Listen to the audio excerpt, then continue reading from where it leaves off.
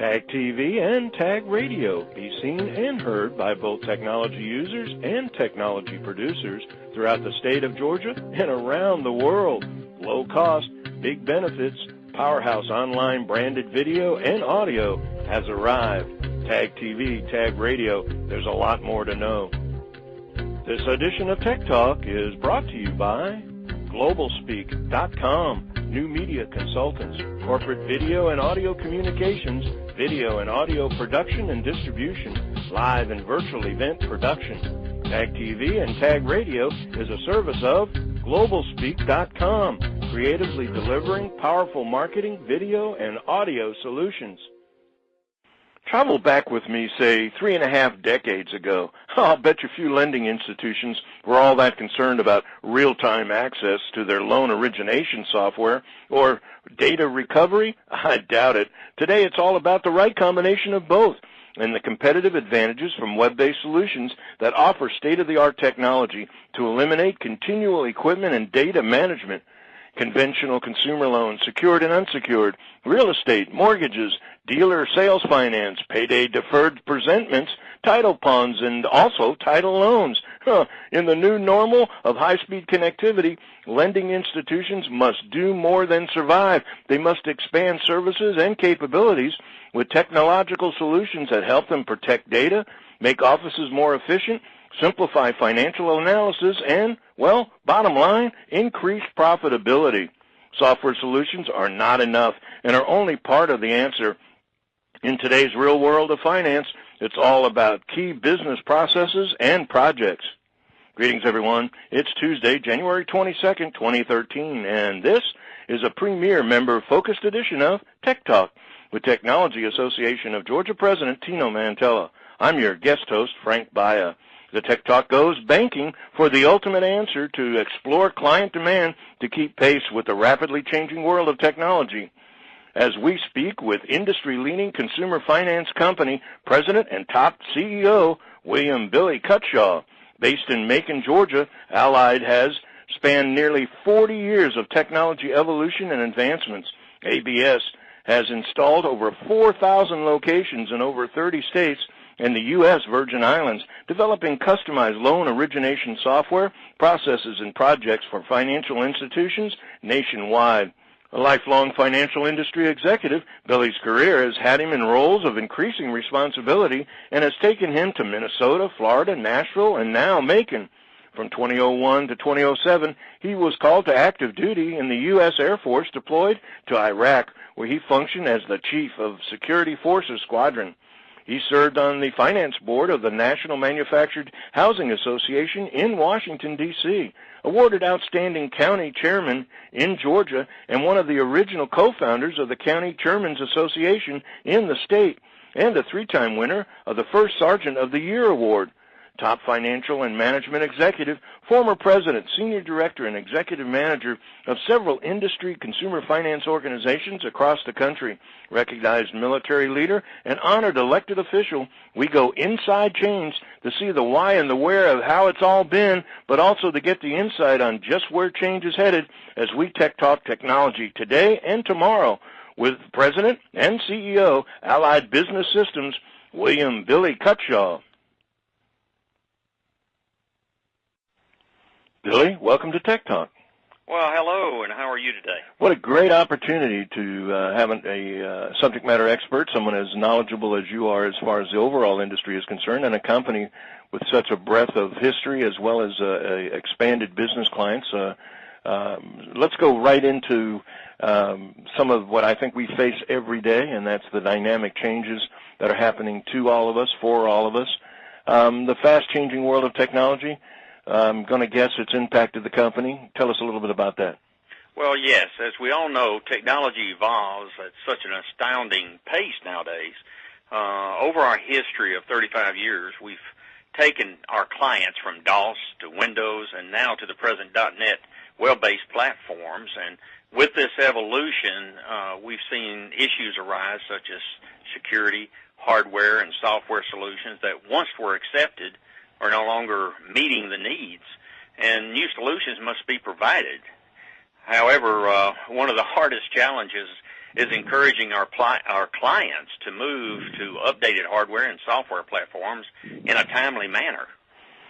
Well, let's talk a little bit about, the challenges in keeping pace with the technology. When you talk about, the pressure of a small to medium-sized enterprise, obviously on one side is to stay competitive in a fiercely dynamic environment, as we're describing, yet the other side is the constant change, the constant evolution, putting pressure on my bottom line to keep investing and investing and investing. How do you go about finding your client?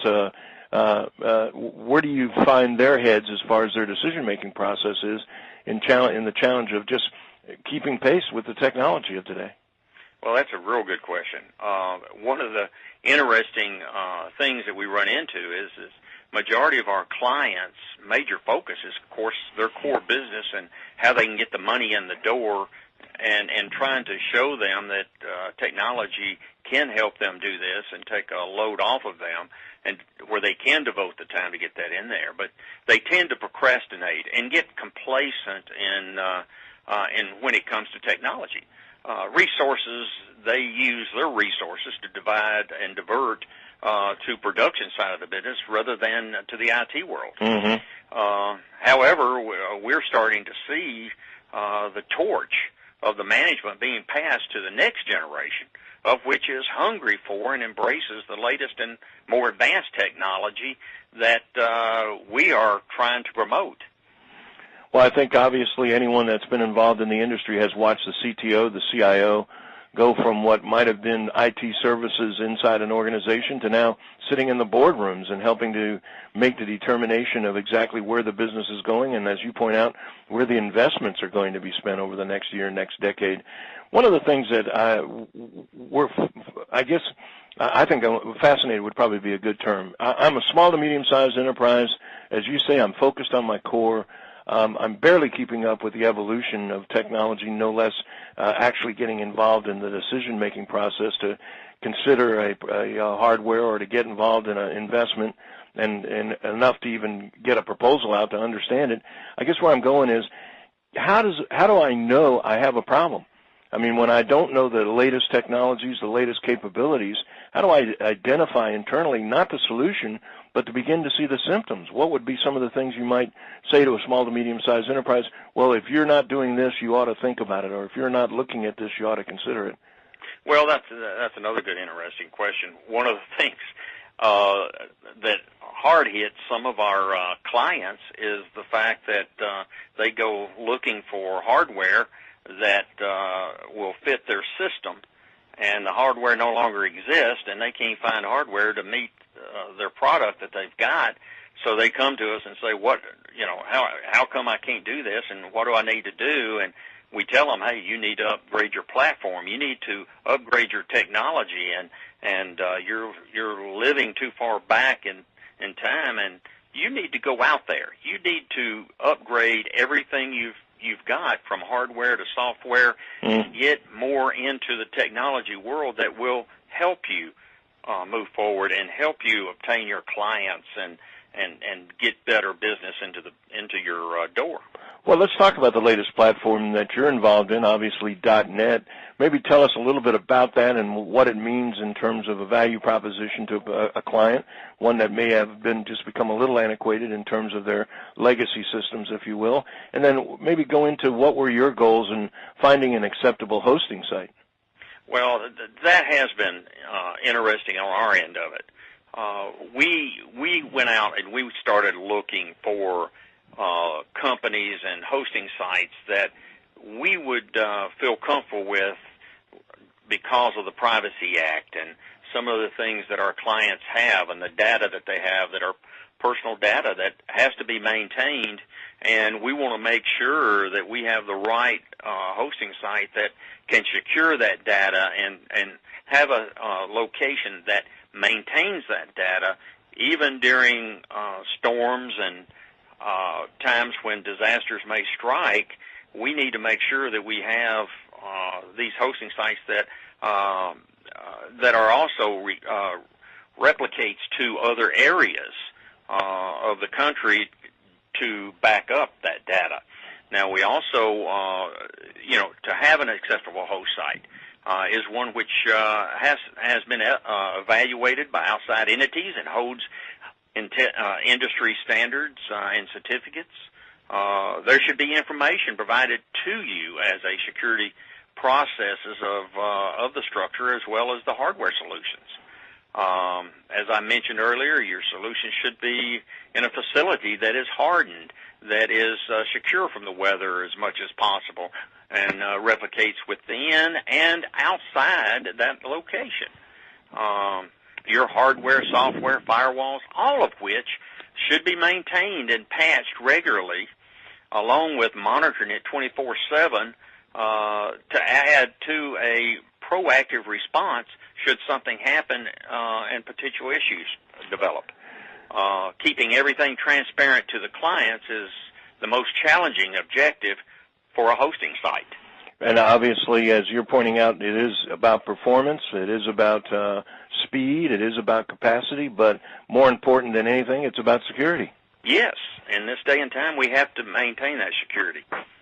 Well, now, I don't think you can have a discussion in technology and not talk about the infamous four-letter word, apps. Has the move to mobile apps impacted you? Well, who hasn't it impacted, you know? With the BYOD, bring your own device revolution has hit us. And more and more devices are being implemented in the workforce. New challenges to that is arising, such as security and so forth. And we've got to look for that and make sure that we don't expose ourselves any more than necessary, but yet be productive in what we do by utilizing these tools that are out there for us. And to meet these challenges, we've got to look at antivirus software. We have to review the apps. We have to make sure that we have the proper guidelines that our people follow. All of these are very critical. And then again, getting the correct software to help us, such as the latest technology is one of our own here in Georgia, is AirWatch. And they're helping companies meet these challenges as we move forward. Well, one of the things that's always difficult to do, especially in, we used to talk about fluidity, and then we talked about dynamic fluidity. You mentioned early on in the first comments that we were talking about with the impact of the changing world of that technology, the rapid changes in speed. Now, do what some of our small business people have to do every day, and that's how do you identify the challenges that your company's going to have in the next 5 years? I guess my question to you is, what do you see from your client's perspective, from the future development for your company? What are the most challenging issues and technologies that your company is going to have to deal with over the next, I risk 5 years, but let's say 3 to 5 years? Yeah. Well, I find this being very challenging in this location of the state. And I'm sure Columbus is feeling the pain. I'm sure Athens or Augusta, Savannah, or whomever outside of the Atlanta market feels the pain of personnel. Here we are in a not rural area, but we're in a location in the middle of Georgia in a much smaller city than, say, Atlanta, and we find it hard to find the right personnel. Some of my friends who are in technology companies here in the area, we have talked and sat down for lunch and discussed these things, and we're all experiencing the same thing, that personnel are hard to find because they're all flocking to Atlanta. So, but, however, there is a lot to be said for smaller communities with the quality of life being much different than that of a city such as Atlanta. Our communities have a lot to offer someone that is not intoxicated with big city life. Well, that we were talking in a meeting just the other day saying that in Atlanta, in the health IT industry, there's something like 3,000 or 4,000 jobs that are going unfilled because they can't find good personnel. So I'm not sure that it's only an issue of some of the outlying areas or some of what we would have called in the day the rural issue. I think it's also the rapid change again of technologies putting additional pressure on individual talent. The other point I'll bring up I think is kind of interesting. Just recently, GM announced a opening of an innovation facility in North Fulton, which is the primary county for the greater Atlanta marketplace, and they're talking about bringing in 1,000 employees to work in an innovation center. So I think the whole issue of education, training, relocation, and quality of life, and the idea of being able to do things from a distance and remotely is going to change the very dynamic and very fabric of how business is conducted over the next few years as well. Well, Billy, obviously a lot of exciting new possibilities, a lot of new technologies. I think you're in a geographic area that's obviously has a tradition of quality and service and has for many, many years. Certainly your company has been providing that for literally 3.5 decades. But also the future is very promising and very dynamic as well. So one of the things that we say here at Tech Talk, and it's the good conversations usually go fast, the time frame goes quickly. Thank you so much for sharing a lot of your information, and thank you for taking time out of your busy schedule to join us today on Tech Talk. Well, thank you for the invite, and it's been a pleasure on my end, and to be able to get out and rub shoulders with my coworkers out there.